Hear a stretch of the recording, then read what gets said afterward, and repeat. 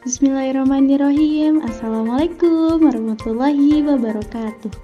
Perkenalkan, nama saya Dara Prames Utami dari jurusan Tasawuf dan Psikoterapi kelas 2B dengan nomor NIM 12310400073 untuk memenuhi tugas matkul kewarganegaraan. Saya akan mempresentasikan analisis pengaruh naturalisasi terhadap pemain identitas nasional Indonesia.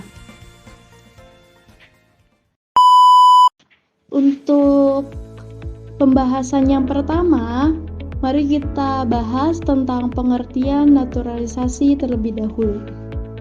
Naturalisasi adalah suatu proses hukum yang dilakukan oleh seseorang untuk memperoleh atau memiliki kewarganegaraan Indonesia atau beralih status dari WNA warga negara asing menjadi WNI warga negara Indonesia. Dalam KBBI daring, naturalisasi diartikan sebagai pemerolehan kewarganegaraan bagi penduduk asing atau kewarganegaraan yang diperoleh setelah memenuhi syarat sebagaimana yang ditetapkan dalam peraturan perundang-undangan. Inti dari naturalisasi ini adalah proses hukum yang dilakukan seorang WNA untuk menjadi WNI yang sesuai dalam peraturan dan perundang-undangan. Jelas ya pengertian naturalisasi. Untuk berikutnya mari kita bahas tentang jenis naturalisasi.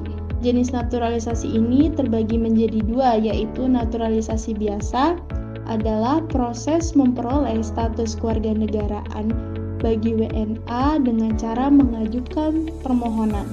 Untuk yang kedua yaitu naturalisasi istimewa. Naturalisasi istimewa adalah pemberian kewarganegaraan Indonesia sebagai warga negara Indonesia oleh Presiden atas jasa dari WNA yang bersangkutan bagi bangsa dan negara. Jadi sudah jelas ya, naturalisasi biasa ini yaitu WNA sendiri dengan mengajukan permohonan untuk menjadi WNI. Tapi kalau naturalisasi istimewa ini gelar WNI yang diberikan langsung oleh Presiden kepada WNA karena bersangkutan bagi bangsa dan negara. Dari setiap kejadian pasti ada dampak positif dan juga negatif.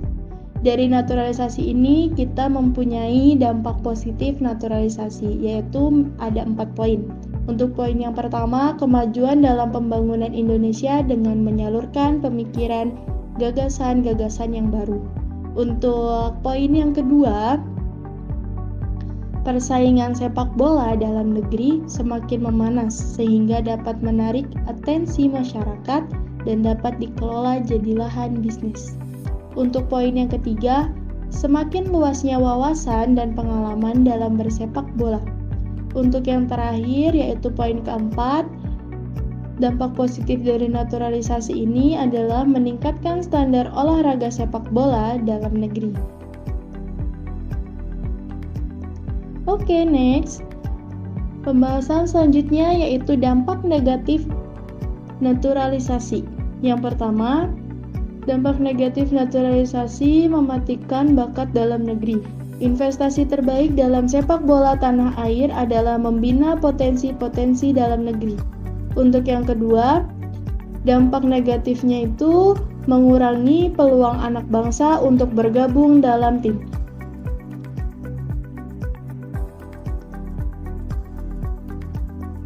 Tadi dampak positif dan negatif sudah sangat jelas ya, dan juga jenis-jenis naturalisasi dan pengertian tentang naturalisasi.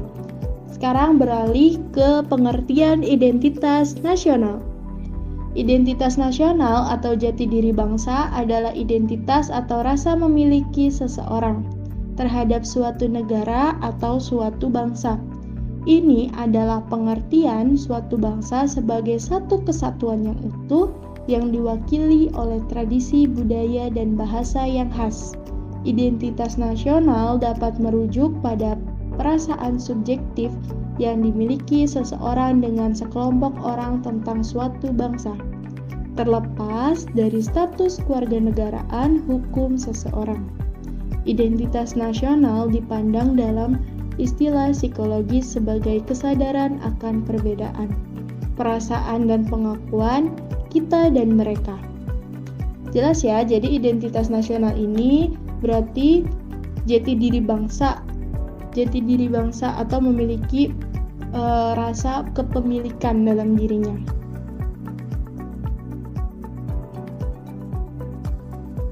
Nih, yang kita tunggu-tunggu, yaitu materi pengaruh naturalisasi terhadap identitas nasional. Indonesia memiliki banyak suku dengan latar belakang budaya yang berbeda-beda. Tim nasional sepak bola Indonesia senior dan kelompok umur mencerminkan keberagaman ini. Perdebatan sengit selalu terjadi akibat penggunaan pemain sepak bola hasil naturalisasi atau pemain keturunan yang bermain di tim nasional sepak bola Indonesia. Pemain-pemain sepak bola yang dinaturalisasi oleh PSSI beberapa tahun terakhir mayoritas merupakan pemain grade A atau pemain yang biasa menjadi starter di tim mereka. Tim asal pemain yang dinaturalisasi berkompetisi di Liga Elit. Jadi bukan sembarang orang ya yang dinaturalisasikan oleh PSSI. Contoh pemain sepak bola demikian ini yang dinaturalisasi PSSI adalah Sandy Walsh. Wah, ini udah nggak asing lagi ya di telinga kita. Sandy Walsh yang bermain di KV Mechelen, klub sepak bola ini bermain di kasta tertinggi di Liga Belgia. Elkan Bagot adalah pemain sepak bola Bristol Rovers yang berlaga di kasta ketiga Liga Inggris. Pemain yang dinaturalisasikan oleh PSSI bukan pemain sembarangan. Ingat ya, yang dinaturalisasikan PSSI bukan pemain sembarangan, karena PSSI benar-benar menyeleksi dari segi performa di klub asalnya. Jadi jangan berburuk sangka dulu ya oleh PSSI, karena bisa dengan mudah menaturalisasikan pemain-pemain luar negeri. Efek dari beberapa pemain naturalisasi dan keturunan cukup baik, dan puncaknya terjadi pada saat Indonesia untuk kali pertama dalam sejarah lolos ke fase 16 besar Piala Asia pada tahun 2024 di Qatar.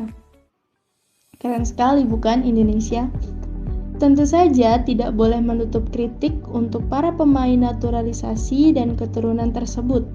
Banyak pemain hasil naturalisasi tersebut yang belum fasih, bahkan belum bisa berbahasa Indonesia.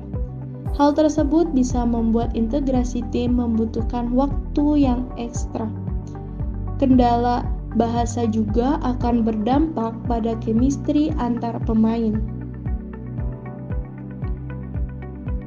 Ketika tim nasional sepak bola Indonesia menjalankan sebuah taktik, butuh memahamkan tiap pemain secara ekstra.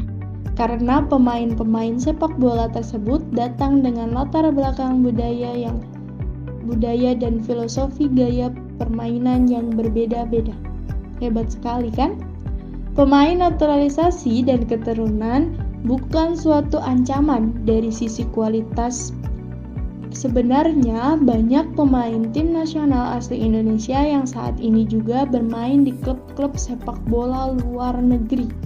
Mereka antara lain Asnawi Mangkualam yang bermain di Thaiport FC di Liga Thailand dan Marcelino Ferdinand yang bermain di KMSK Dens. Klub ini bermain di kasta kedua Liga Belgia. Jadi bukan hanya orang luar negeri yang bisa bermain atau bergabung dengan timnas Indonesia, tetapi dari timnas Indonesia ataupun orang-orang Indonesia pun bisa bergabung dengan tim-tim luar negeri. Para pemain keturunan dan naturalisasi yang diambil PSSI memang dikonsentrasikan pada posisi-posisi krusial dan yang menjadi titik lemah tim nasional saat bertanding. Pemain-pemain asli Indonesia masih punya peluang terbuka untuk membela tim nasional dan bahkan menggeser para pemain naturalisasi dan keturunan. Jika mereka bisa bermain bagus dengan konsisten di klub masing-masing. Naturalisasi pemain asing telah menjadi sorotan utama pada era pelatih Sintayong. Beberapa jurnalis sepak bola menentang program naturalisasi ini. Mereka menganggap itu sebagai ancaman terhadap identitas nasional. Seharusnya kita melihat itu sebagai peluang untuk memperkuat tim nasional Indonesia. Para pemain yang memilih membela tim nasional sepak bola Indonesia, baik asli Indonesia maupun keturunan, seharusnya diapresiasi. Keberagaman di tim nasional bisa menjadi ruang untuk membangun persatuan. Pada intinya, mereka sama-sama memperjuangkan Indonesia untuk meraih prestasi sepak bola setinggi-tingginya. Seharusnya kita tidak membeda-bedakan mereka, karena pada sesungguhnya dari orang luar negeri maupun asli Indonesia yang bermain di tim sepak bola ini sama-sama memperjuangkan identitas negara kita, yaitu negara Indonesia. Cukup sekian yang bisa saya sampaikan. Mohon maaf apabila ada penjelasan maupun tutur kata yang kurang berkenan di hati.